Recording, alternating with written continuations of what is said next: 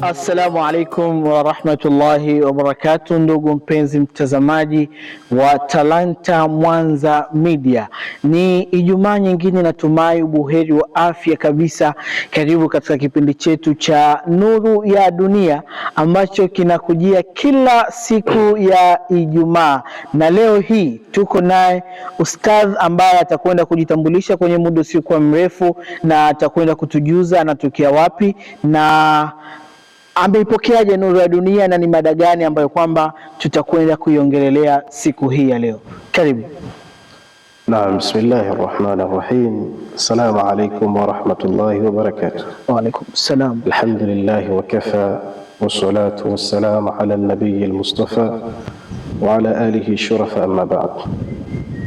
Kwanza nimefurahi sana kufika pahali hapo, na si kwa ajili ya kitu kingine chochote, ni kwa ajili ya da'wa, kwa ajili ya la ilaha illa Allah.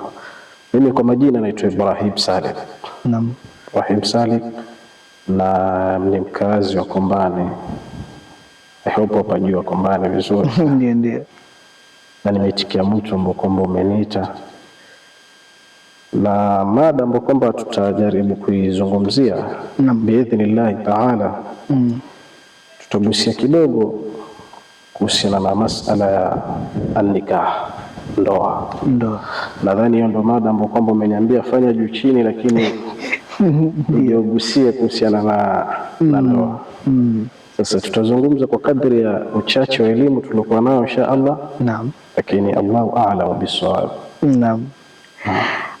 Ndugu mpenzi mtazamaji, huyo ndio mgeni wetu siku hii ya leo ambaye kwamba ameweza kujifahamisha, ni Ustadh Ibrahim kutoka maeneo ya Kombani. Basi kama alivyoweza kuelezea, mada ambayo kwamba tutakuwa tukiweza kujadiliana nayo siku hii ya leo ni suala zima kuhusiana na masuala ya ndoa. Ndoa imeweza kubeba kijana, ndoa imeweza kubeba hata yule ambaye kwamba tunasema ni mzee. Kwa hiyo wote hawa sio mume sio mke, wote wameweza kubebwa kwenye hii ndoa. Basi Ustadh Ibrahim, labda kwa haraka kwanza kabisa tuweze kujua ndoa ni nini?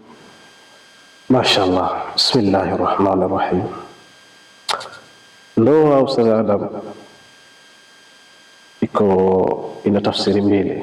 Ndio wanasema kuna maana nikahu lughatan kisha wastilaha. Naam. Ndoa kilugha ni neno la Kiarabu, ama nikah ni neno la Kiarabu ambalo maana yake wanasema ni dhamu shay bishay. Mtu akisema maana ya nikah anamaanisha kwamba kukutanisha kitu juu ya kitu, yani kuunganisha vitu viwili. Kwa hiyo Waarabu wanalitumia neno hili katika kutafsiri, yani vitu viwili vinapokutana vinaitwa an-nikah. Na mara nyingi pia wanatumia miti, mathalan inapokuwa imeshikana pamoja, ni sehemu ambayo ina miti mingi, Waarabu sema tanakahatil ashjar, yani miti imeoana. Kwa hiyo lughatan maana nikah kilugha maana yake ni dhammu shay bishay, vitu kukutana pamoja. Ama tukija istilahan katika sheria, maana ya nikah, maana ya ndoa, wanasema ni aqdun la yasihu illa bikafiyatin makhsusatin, ni fungamano ambalo kwamba haliswi wala haliruhusiki mpaka kwa sampuli ambazo kwamba ni mahsusi zimewekwa katika sheria. Yani jinsia ya kike na ya kiume hawapaswi kuwa pamoja mpaka kwa hizo sheria ambazo kwamba zimewekwa na Allah subhanahu wa ta'ala. Kwa hiyo kisheria ni fungamano ambalo kwamba la yasihu illa bikayfiyatin makhsusatin. Zipo njia zake, zipo sheria ambazo kwamba zimewekwa ili watu wawe pamoja na waishi pamoja, mwanamke na mwanaume, lazima zifuatwe hizo sheria kwanza. Kwa hiyo hiyo ndio maana halisi kabisa ya nikah. Nadhani itakuwa nimekujibu. Haya, ndoa ustadhi umesema ni Umeielezea kwa uzuri, mtu amejua ni ufungamano wa jinsia mbili kabisa. Ukasema pia kuna sheria ambazo kwamba zimeweza kuwekwa kwa ajili ya watu kuweza kuungamana pamoja. Labda kwa faida ya mtazamaji, ili kuweza kupata funzo kutokana na mada hii, ni sheria zipi? Kwa sababu labda kuna kijana yuko pale nje, awe ni wa kike ama ni wa kiume, anahitaji kuingia kwenye ndoa ama ni kijana anahitaji kwenda kupeleka posa, lakini sheria ambazo kwamba zimewekwa katika hino ndoa, je, ni sheria gani? Aweze kuanza ipi? Aangalie vigezo gani ambavyo kwamba ataweza kuvifuata mpaka yaweze kuingia katika ndoa? Naam, Ustadh Adam, katika Uislamu kila kitu kimewekewa sheria yake. Swala zina sheria zake ama shuruti zake. Ndio. Funga ina shuruti zake, lakini pia katika nikah zipo shuruti zake, na tutaweza kuzitaja insha Allah kwa kadri tutakapojaliwa na Allah subhanahu wa ta'ala insha Allah. Sharti ya kwanza ya ndoa, ili ndoa iwe sahihi, kwa sababu tunapoambiwa neno sharti, ina maana ili kile kitu kiwe kiko sahihi na kimekubalika mbele ya Allah, lazima kiwepo, ama lazima sharti hiyo ifuatwe. Sharti ya kwanza ya ndoa ni lazima pawepo na makubaliano baina ya mwanamke na mwanaume. Yani lazima mwanamume awe ameoa kwa khiari yake, kwa ridhaa yake, hajalazimishwa na mtu katika kuoa.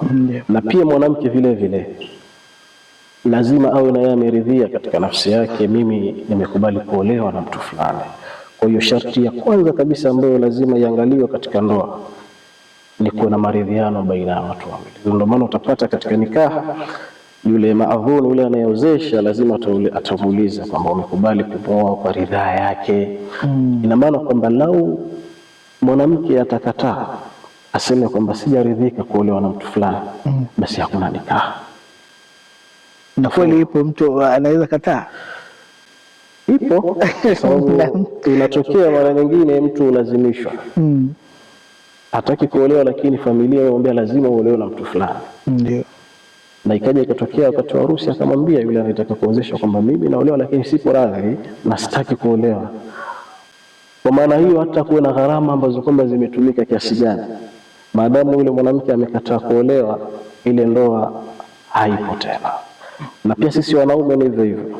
Kuna uwezekano kama mwanaume amelazimishwa kumwoa mwanamke, lakini ile siku ya nikaha akakataa. Ndio. Ingawa kwetu sidhani kama ishawaitokea huko kwetu, lakini sheria inasema hapo hakuna nikaha. Kwa hiyo sharti ya kwanza lazima kuwe na maridhiano ya kwamba mke ameridhia kuolewa na mume ameridhia yule mwanamke ambaye kwamba anafanya nini, anakwenda kuoa. Lakini sharti ya pili, lazima patikane wali. Ndoa yoyote ile haiswi mpaka patikane wali. Wali ni nani? Wali ni baba yake binti ambaye kwamba anataka kuolewa, baba yake mzazi. Ndio. Ambaye leo akija kikosekana baba yake mzazi, yupo babu yake mzaa babake, amekosekana babu yake, yupo kaka yake, baba mmoja mama mmoja, inaenda mpaka mbele kabisa, ni chain kubwa. Kwa hiyo lazima kupatikane wali katika ile ndoa. Watu mara nyingi, Ustadh Adam, nilishawahi kusikia mimi mwenyewe, mtu anasema mimi madamu nilishawahi kuolewa nikaachwa, mimi ni mtu mzima, kuna uwezekano si lazima nitolewe idhini na nani na mzazi wangu ama na babao. Wallahi hao ni makosa makubwa sana. Nadhani ushawahi kusikia pia wewe ya kwamba mtu madamu yeye ni mtu mzima, labda anaona mimi kwangu si lazima, anaweza kujiamulia, anaweza jitolea tu idhini mwenyewe. Lakini katika sheria hakuna. Sheria ijalishi wewe ni bikra ama ushawaiolewa ama wewe ni bikra, lazima idhini itoke kwa wali wako. Lakini leo ukitaka kujitolea idhini mwenyewe, ndio ile itakuwa ni batil. Nikupe dalili Ustadh Adam. No. Katika hadithi ambayo kwamba ameipokea al-Imam Ahmad, wanasema wasahahahu al-Albani Anasema Bwana Mtume sallallahu alayhi wasallam, ayyuma imra'atin zawwajat nafsaha bighairi idhni waliyiha fanikahuha batil. Anasema Mtume sallallahu alayhi wasallam ya kwamba mwanamke yoyote awe bikra, asiwe bikra, awe mtu mzima, awe msichana mdogo, yoyote yule, zawajat nafsaha, amejiozesha yeye mwenyewe, kwamba mimi nataka ajiozesha mimi kama mimi, bighairi idhni waliyiha, pasina kupata idhini kutoka kwa wali wake, aidha babake au babake hayupo, babu yake, basi babu yake hayupo, kama tulivyosema kakake, basi Mtume sallallahu alayhi wasallam anasema fanikahuha batil, afahamu ya kwamba nikaha hiyo itakuwa ni batil. Hiyo nikaha itakuwa ni batil, haijalishi ana mansab gani, ana cheo gani, kwa sababu kuna wengine watatumia vyeo vyao. Kuna wanawake ambao mashallah Allah amewapa utajiri mkubwa, wanaona mimi tena tafute mzee wangu kwa aliko mpaka anaweza mimi kama mimi nitajisimamia. Sasa Mtume anasema mwanamke yeyote amekwamba zawajat nafsaha, amejitolea yeye idhini basi na idhini ya wali wake, tumesema fanikahuha batil, afahamu ya kwamba nikaha yake itakuwa ni batil, haiswihi mbele ya Allah subhanahu wa ta'ala. Na huyu wali, ili awe wali, kwa sababu kuna uwezekano kweli ni binti yake kama watu wanavyosema, lakini mbele ya Allah sio wali wake. Sharti za mtu awe wali baba, ili awe wali wa mtoto wake, lazima awe yule mtoto amempata ndani ya ndoa.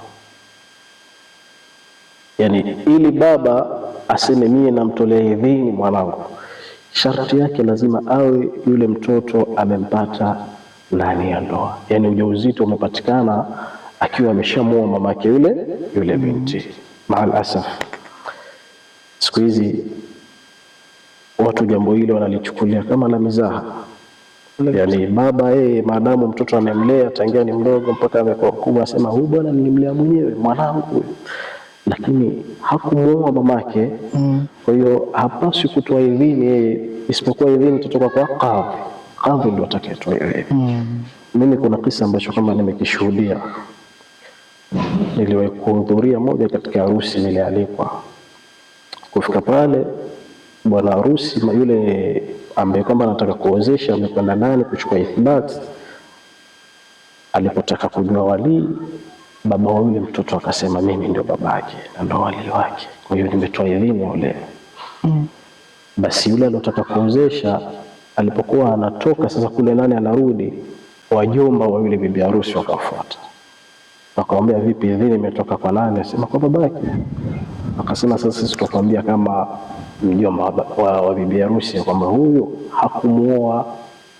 Kwa hiyo baba alikuwa ameficha, lakini mbele ya Allah itakuwa ni makosa makubwa. Kwa hiyo wale wajomba akamwambia huyu si babake, yani huyu hakumuoa dada yetu ambaye ni mama yake bibi harusi.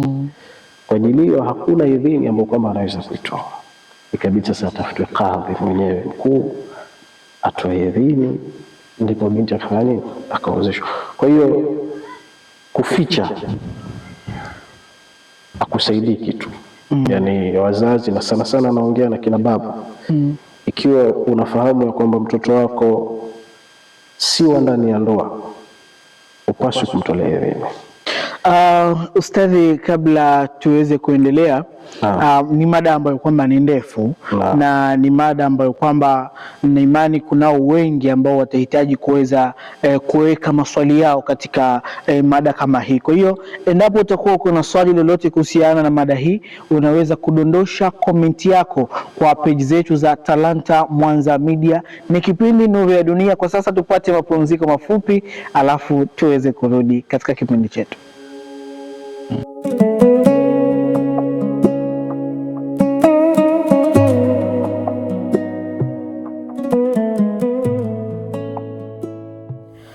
Awamu ya pili ya kipindi Nuru ya Dunia, na studioni tunaye Ustadh Ibrahim, ambapo tumekuwa tukiongelelea swala nzima kuhusiana na ndoa, na tulipokuwa ustadhi tumeweza kuachia katika kipindi cha kwanza, tumekuwa tukiongelelea mawalii ama walii ambaye kwamba anahusika katika swala la kuweza kuozesha ama kutoa idhini kwa bibi harusi kuweza kuolewa. Ni shuruti ambazo tulikuwa tunaziongelelea tukafika upande wa walii. Je, ni shuruti gani nyingine ambazo ama kuna chochote katika wale mawalii ambacho kinahitajika kuongezeka katika mawalii? Nadhani katika upande wa walii bila shaka nimejaribu kugusia kwa kadri ya uwezo wangu, lakini kabla tutoke kwa walii, kabla tuende katika sharti nyingine, nimalizie kusema kwamba walii, mbali na kwamba hapaswi kutoa idhini kwa binti ambaye kwamba si wa ndani ya ndoa, tufahamu ya kwamba pia binti ambaye kwamba si wa ndani ya ndoa hafai kumrithi yule babake. Subhanallah, hafai kurithi lolote kwake. Lakini si yeye tu kwamba hafai kurithi kwa babake, bali hata babake hafai kumrithi yule binti. Yani mtoto ndani ya ndoa harithi wala harithiwi na babake ambaye yuko nje, ambaye kwamba yuko nje ndani ya ndoa. Yeye hafai kurithi chochote kwa babake, wala babake hafai kurithi kwa mtoto wake kitu chochote kile, isipokuwa huyo mtoto wa nje ya ndoa. Kuna sehemu moja pekee yake ambayo kwamba anaweza akarithi. Sehemu yenyewe ambayo kwamba mtoto wa nje ya ndoa anaweza akarithi ni upande kwa mamake peke yake. Anaweza akarithi kwa mamake, bali na kwamba ni wa nje ya ndoa, lakini upande kwa mamake anaweza akamrithi mtoto wake, na mtoto anaweza akarithi kwa mamake. Ama upande wa kwa baba, basi hawezi akamrithi wala hawezi akarithiwa na babake. Kumaanisha yule mtoto wa kike endapo atakuwa yuko na mali, basi baba hapaswi kurithi. Na tukiendelea na sharti nyingine, lazima kupatikane al-ishhad. Sharti ambapo kwamba ili ndoa ipite lazima kuwe na ashahidaini, kupatikane mashahidi wawili, ambao mashahidi hao ustadha mmoja anatoka upande wa kwa bwana na mwingine anatoka kwa bibi. Wale ni muhimu sana, na imewekwa mashahidi wawili kwa sababu kuna uwezekano labda uko sehemu ya mbali na unataka kuoa. Mwanaume mara nyingi si lazima watu wote wajue waalike. Ruksa yako kubwa maadamu wapo mashahidi, walii yupo, ile nikaha inaweza ikapita. Kwa hiyo lazima wapatikane mashahidi wawili ambao kwamba ni waadilifu. Lakini sharti nyingine tukimalizia katika ashratu nikah, lazima pawepo na al-ijab, lazima kuwepo na majibu, ima kwa mwanamke na kwa mwanaume. Majibu ambapo kwamba, je, umekubali kuolewa na mtu fulani? Ndio, nimekubali. Mume naye kuulizwa kwamba umekubali kumwoa fulani? Ndio, nimekubali. Baada hapo nikaha hili itakuwa ni nikahun sahihu, itakuwa ni nikaha ambapo kwamba ni sahihi. Nadhani tungetosheka na hizi ashrafu haya. Kwa mtazamaji labda na imani angezidi kutaka kuelewa kuhusiana na hapa kwenye hili swala la mirathi, kwa sababu ni swala ambalo kwamba linaikumba jamii yetu kwa jumla.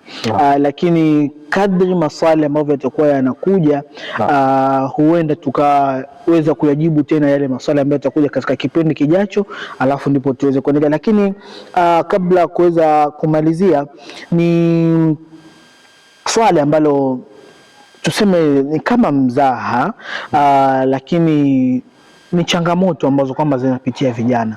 Nitauliza, kwa nini vijana wengi hawataki kuoa ama hawapendi kuoa? Hilo swali bila shaka linaulizwa na watu wengi sana. Lakini kila mtu ana hoja yake. Kabla hujalijibu, ustadhi, ushaoa? Nishaoa. Sawa. Sasa ni swali ambalo kwamba watu wengi wanauliza. Ndio. Na yapo majibu mbalimbali, kila mtu anajibu. Lakini moja katika jibu ambalo kwamba nimepata kulisikia na ndio linaongoza sana, ndio watu wanasema ni kwa sababu ya mahari. Mahari. Yani kijana kimuuliza mbona huwa sema mahari bana, naomba upelekee 500,000, 600,000 furniture lazima tena, bila hapo sipewi binti wa watu. Ama bibi akwambie yeye kabla ya mahari yotaka sijui apelekwe, sijui akavalishwe pete kwanza, sijui afanywe nini. Naam, sasa kwenye mahari, yani watu wengi ndio wanakwama, ama vijana wengi watu wanakwama katika mahari. Naweza sema 1% kubwa wanaogopa kwa sababu ya mahari. Lakini mimi nilitaka kuwapa funzo wazazi. Mara nyingi Mtume sallallahu alayhi wasallam anasema ndoa ambayo kwamba mahari yake ni kidogo ndio iko na baraka kubwa sana. Nataka tuchukue mfano tu kutoka kwa Sayyidina Ali ibn Abi Talib.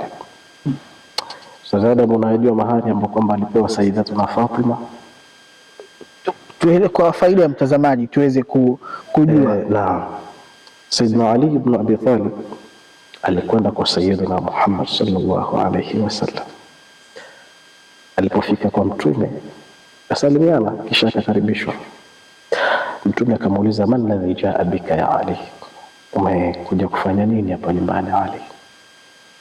Sasa Ali akainamisha kichwa chini, akawa kidogo ana haya. Mtume akajua amefuata nini Ali. Akamwambia, la'allaka ji'ta takhthubu Fatima. Ali, bila shaka umekuja unataka kumuoa binti yangu Fatima. Ali akawa yastahi, ajui atamwangalia vipi. Ambia, niambia Ali, umekuja unataka Fatima? Ambia, naam ya Rasulullah, nataka nimuoe Fatima. Na kabla tuendelee, Ustadh Adam, ili ni funzo kwa vijana na pia wazee walichukua ya kwamba si lazima mtu anapotaka kuposa atume washenga, atume wazee. Si makosa, lakini si lazima kutuma. Hata kijana yeye kama yeye anaweza akatoka na akaja nyumbani kwako kama mzee, kama kijana, mimi bwana nataka nimuoe binti yako. Haina maana kwamba atakuwa amekosa adabu, kwa sababu jambo hili alilifanya Sayyidina Ali ibn Abi Talib. Hakumchukua babake wala nani, alienda yeye kama yeye paka kwa Mtume sallallahu alayhi wasallam. Kwa hiyo anamwambia, naam ya Rasulullah, nimekuja nataka nimuoe Fatima.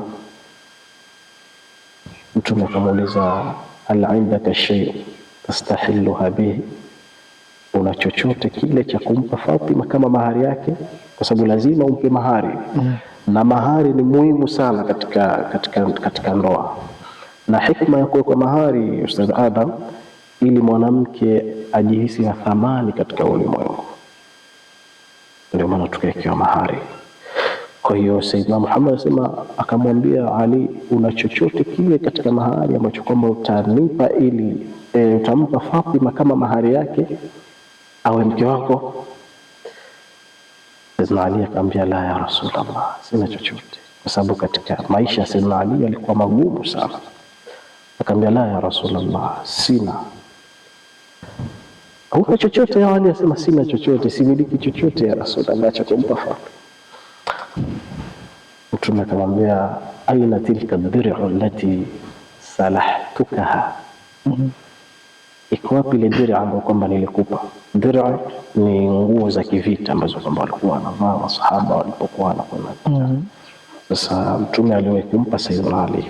Sasa akamwambia, ile nguo yake ile dir'a ambayo kwamba nilikupa Ali, aichukue, hayo ndio atakuwa mahari ya binti yako. Subhanallah. Akamwambia, Rasulullah, dir'a ambayo kwamba thamani yake haizidi hata dirhamu 4 ya Rasulullah, yani ni kitu duni sana. Tumesema hiyo kuichukue, hayo ndio atakuwa mahari ya Fatima binti yako. Nikuulize wewe Ustadh Adam, katika ulimwengu huu ni nani ambaye kwamba ana binti mzuri zaidi ya Sayyidatuna Fatima, kisura, kitabia, kidaraja mbele ya Allah subhanahu wa ta'ala? Hakuna. lakini mbali na sharafu ambayo kwamba alikuwa nayo Sayyidatuna Fatima, mahari yake yalikuwa ni nguo ya kivita.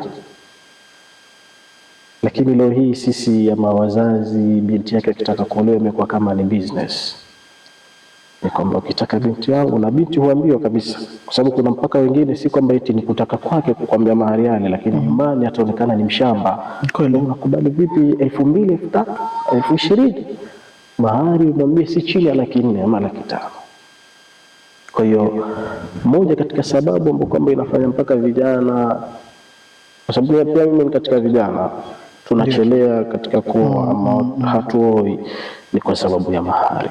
Lakini wallahi lau mahari yatafanywa takhfif, basi zina isingekuwepo, katika zina ingepungua kiasi kikubwa sana. Lakini kinachopelekea mpaka watu waende wakaishi pamoja, na maal asafu sagada, mzazi yuko tayari binti yake achukuliwe akaishi na mwanaume bila ya kuoana hata miaka 10, 20. Siku ile kijana anataka kuja kumwoa, wazazi wanasema tunataka pesa zetu za haki za wazee, sijui mahari leteni. Wizi. Subhanallah. Kwa hiyo hapo ndipo ambapo kwamba wazee wetu wanafeli. Lakini lau kama wakilichukulia hii ndoa ni jambo ambalo kwamba lina baraka na ni jambo muhimu sana, haya mahari yangepunguzwa. Kwa hiyo challenge ambayo kwamba nawapa wazee, hebu jaribuni kupunguza mahari, alafu muwatizame hawa vijana wataoa ama wataendelea kuzini. Shukran sana Ustadh Ibrahim. Wazee mupunguze mahari, kina Adam tuweze kuoa. Ni mada ambayo kwamba bado ipo hewani, lakini kulingana na muda haunasi tena kuweza kuendelea na mada hii, na insha Allah ustadhi, panapo majaliwa yake Maulana, katika juma lijalo. Leo tumeongelea tu sababu moja ya vijana kutotaka kuoa, lakini na imani zipo baadhi ya sababu zingine, lakini ni ujumbe ambao kwamba ustadhi ameweza kutoa, ama wito kwa wazee wetu kuweza, wale ambao kwamba wako na mabinti, kuweza kupunguza kima cha mahari, kwa sababu huenda pia ikawa ndio sababu mtoto wako umemweka ndani amekaa muda mrefu, lakini kwa vile vikwazo ambavyo kwamba unaviweka pia ikachangia zina mimba za mapema pia. Kwa hiyo hala kwako wewe mzazi ambaye kwamba uko na binti nyumbani, na vile vikwazo vya mahari ambavyo kwamba unaviweka, basi tuweze kuvipunguza. Ni kipindi Nuru ya Dunia, na hapa ndio tamati ya kipindi chetu. Tupatane juma lijalo, apendapo Maulana. Shukran sana. Niite Adam Magonjwa.